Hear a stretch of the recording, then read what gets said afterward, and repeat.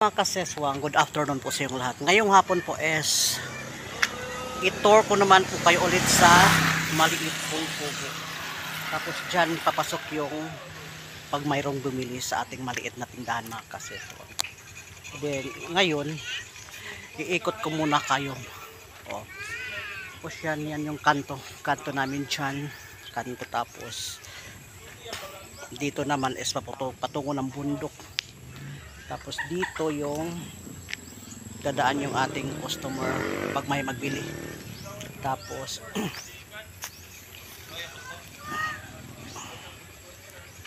Sinong Tuloy. Ngayon is i-flex na naman natin ulit mga kaseswang yung ating maliit na kubo. Dito hindi pa rin natin siya nalinisan. Pero ano na siya, walang problema nito kasi tuloy-tuloy ng ano nito natin sa ating maliit na kubo at maliit na tindahan. Same as usual, nakita naman ninyo yung dati. Tapos medyo maganda na sa pakiramdam pag malinis yung paligid natin mga kaseswang, di ba? Napakalawak na ating space, yung ating playground. Napakalinis, parang panot ko ka kasilaw. Si Mamita nag-coffee si Mamita. Aywan ko kung saan mali na kay kutsara na ay doon sa yan, nag-coffee si Mamita. Katapos ikot ko muna kayo saglit dito sa kabila naman kasi alam ko naman, kasi nakita niyo na ito dati sa unang pagtutur ko sa inyo. Tapos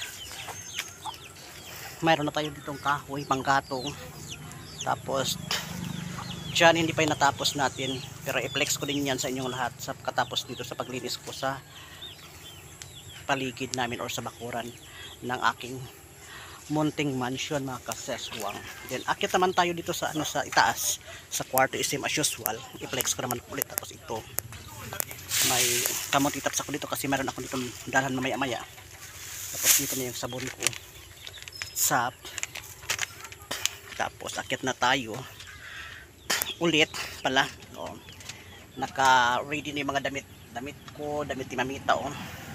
Nandiyan ang damit ika, damit ni Mamita. Tapos may nandiyan yung bag, pen. Si mas usual naman yung yun din natin. Nandiyan yung mga damit natin, diba? Shout out yung lahat. Si Mamita yung panghuli natin. Yan.